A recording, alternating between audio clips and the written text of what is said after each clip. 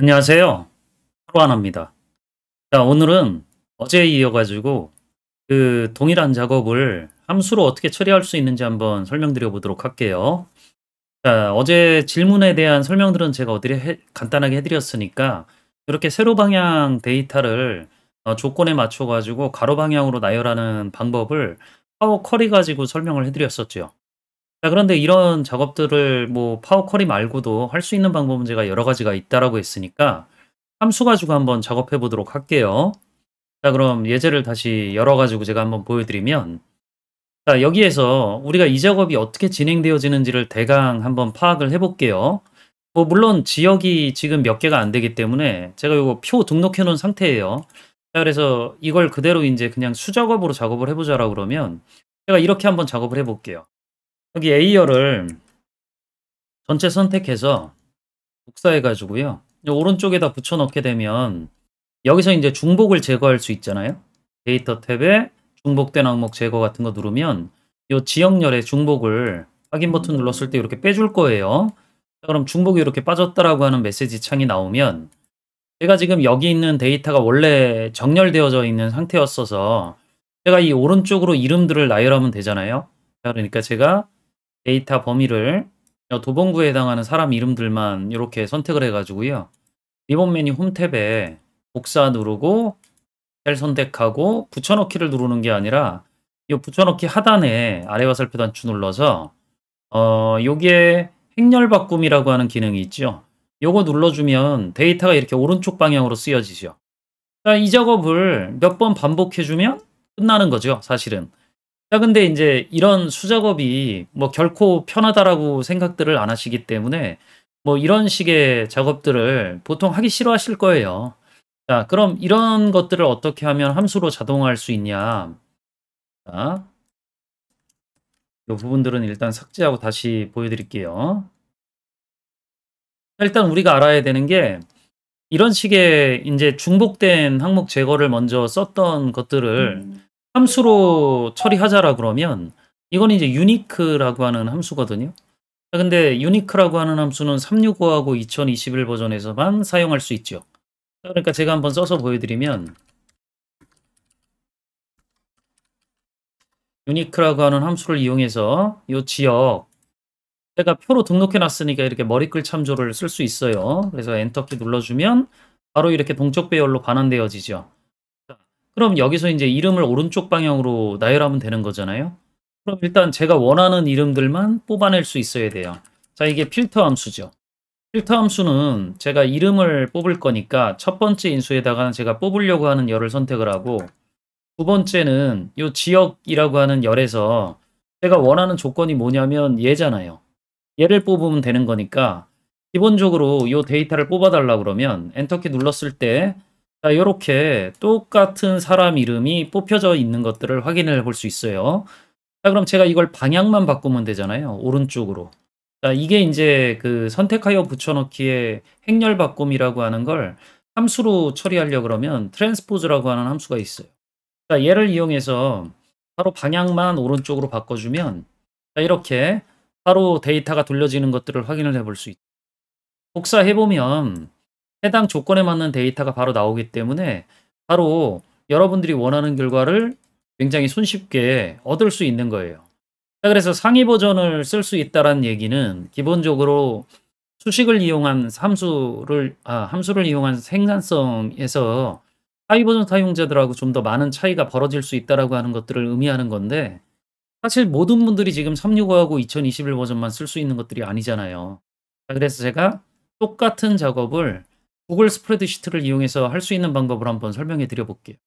자, 여기에 있는 데이터들은 제가 그대로 복사해서 제가 구글 스프레드시트에 빈 시트를 하나 생성해 놨어요. 여기다 붙여넣기 해볼게요.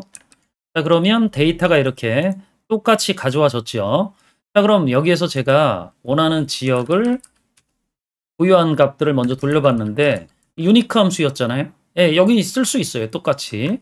자, 그래서 유니크 함수 써가지고요. 이 범위를 잡아야 되는데 얘들은 표가 따로 이렇게 변환해가지고 쓸 수 있는 것들이 없으니까 범위를 잡을 때 이렇게 잡으시는 게 좋아요. A2셀부터 뭐 A 끝셀까지 이렇게 잡아주시려고 그러면 여기 마우스로 쭉 드래그 해야 되잖아요. 자, 근데 기본적으로 이 구글 스프레드시트에서 쓸 수 있는 참조 방법 중에 자, 요렇게 쓸 수 있는 방법이 있어요. 보통 엑셀은 열 전체를 참조할 때 이렇게 참조를 하거나 일부만 참조하려고 그러면 끝까지를 따로 할 수가 없기 때문에 보통 이렇게 좀 많이 참조를 하게 되죠. 이렇게 해서 이제 보통 범위를 참조하게 되는 작업을 하게 되는데 구글 스프레드시트에서는 행번호를 생략하게 되면 그 열의 가장 끝 범위까지를 참조할 수 있도록 만들어 주기 때문에 보다 이제 데이터 범위를 참조할 때 이런 주소 사용하는 방법에서 좀 더 편하게 수식을 작성할 수 있는 부분들이 있어요. 가로 닫고 엔터키 눌러주면 바로 이렇게 나오죠. 네, 조금 작게 보여질 수 있으니까 제가 조금 크게 화면을 확장해서 한번 보여드릴게요. 여기가 아니지. 150% 정도.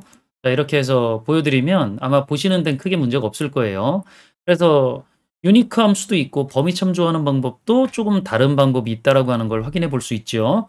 자, 그럼 제가 여기에서 데이터를 뽑아내려고 그럴 때 똑같이 이런 필터 함수가 제공되어져요.